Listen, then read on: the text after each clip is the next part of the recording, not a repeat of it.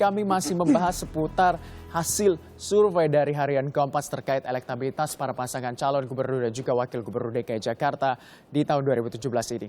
Kalau kita melihat, Mbak Ratna, apa sebenarnya yang menjadi faktor sehingga mereka ini dari apa saja yang harus dilakukan kembali oleh para ketiga pasangan calon ini untuk menaikkan elektabilitas mereka? Oke, jadi kita masih punya beberapa hari lagi ya, dan kemudian kita masih punya momen debat ketiga nanti. Nah, ini untuk pasangan 1 dan pasangan 3 mungkin lebih baik untuk lebih menyebarluaskan visi misi yang mereka tawarkan ke publik DKI Jakarta, sehingga pemilih-pemilih rasional bisa lebih mencerna apa sih visi dan misi mereka. Seperti itu, karena masyarakat DKI Jakarta kan masyarakat perkotaan dan tampaknya mereka sekarang lebih cenderung lebih rasional. Kemudian juga tampaknya dukungan dari orang-orang berpengaruh ataupun tokoh-tokoh masyarakat dan negarawan bisa mendongkrak elektabilitas mereka di masa mendatang. Seberapa besar sebenarnya pengaruh dari para tokoh ini untuk mendongkrak elektabilitas para ketiga pasangan calon ini? Kalau kita melihat kan ada Prabowo, Megawati, dan juga Susilo Bambang Yudhoyono. Namun seberapa besar? Nah, seberapa besarnya baru terbukti nanti di hasil hitung cepat ataupun di tanggal 15. Tapi kita lihat buktinya bahwa perolehan suara pasangan Anies Sandi di sini bisa naik pesat dari nomor 3 kemudian mengungguli yang lain dan bisa naik 9%.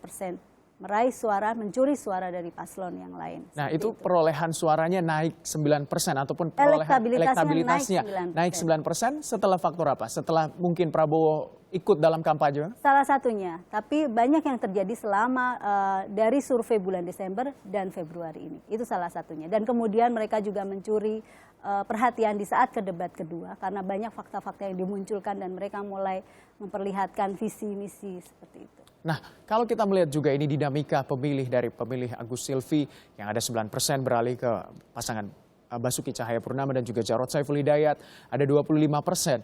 Ini cukup besar sebenarnya yang beralih ke pasangan Anies Sandi. Apa sebenarnya yang membuat mereka ini ataupun para pemilih ini beralih ke pasangan Anies Sandi?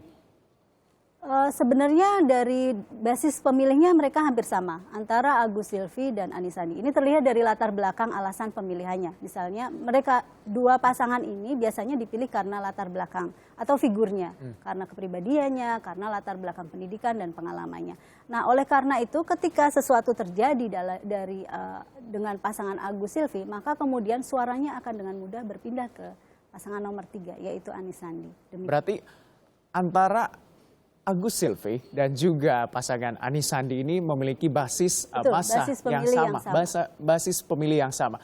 Lalu bagaimana dengan basis pemilih yang dimiliki oleh pasangan Basuki Cahayapurnama dan juga Jarod Saiful Hidayat? Kalau kita lihat beralih ke Agus Silvi dan juga beralih ke Anies Sandi ini cukup kecil ya. Apakah faktor dari PDIP sebagai partai pengusungnya ini menjadi sebuah faktor yang cukup solid? Kalau kita lihat juga PDIP ini cukup solid di beberapa pemilu dan juga untuk beberapa pilkada. Apakah ini menjadi salah satu faktor? Bisa jadi itu menjadi faktor penentu dari partai yang dipilih.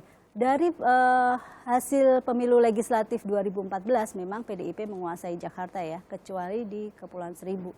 Nah, kalau kita lihat di sini memang basis pemilih dari pasangan calon Basuki Jarod ini berbeda dengan pasangan calon nomor 1 dan nomor 3. Mereka lebih memilih kinerja dan mereka mungkin lebih memilih hasil-hasil yang sudah dicapai. Oleh karena itu mereka lebih mantap dan tidak akan berpindah ke tempat yang lain, ke pasangan calon yang lain. Oke, Mbak Ratna, kalau kita melihat memang hasil elektabilitas ini menempatkan bahwa pasangan Basuki Cahayapurnama dan juga Jarod Saiful Hidayat masih berada di posisi teratas begitu dengan disusul Anies Sandi dan juga disusul oleh Agus Harimurti Yudhoyono. Apakah mutlak dari hasil ini atau bisa berubah dalam cukup rentan waktu yang cukup 5 hari ini?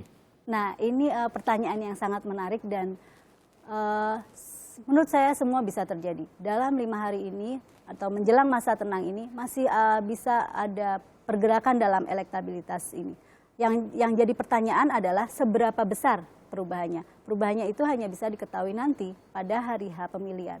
Bagaimana hasilnya? Apakah akhirnya ada yang menembus sampai 50% atau akhirnya kita harus mengalami pilkada 2 putaran seperti itu. Mbak Ratna, kalau kita terakhir nih Mbak Ratna, kita melihat kalau suara Basuki Cahayapurnama masih berada di elektabilitas yang paling atas, apakah ini menandakan bahwa rakyat DKI Jakarta masih puas ataupun puas terhadap kinerja Basuki Cahayapurnama pada periode lalu, ataukah ingin melakukan sebuah perubahan di DKI Jakarta? Nah, ini pertanyaan yang berbeda ya, dan memang ditanyakan juga apakah warga DKI puas dengan kinerja. Kalau soal kinerja, memang sebagian besar warga DKI puas dengan hasil kerja pasangan dari Basuki Jarot ini. Seperti itu, Gibran. Oke, baik. Terima kasih Mbak Ratna dari Harian Kompas dan juga Litbang Harian Kompas. Terima kasih untuk waktunya di siang hari ini.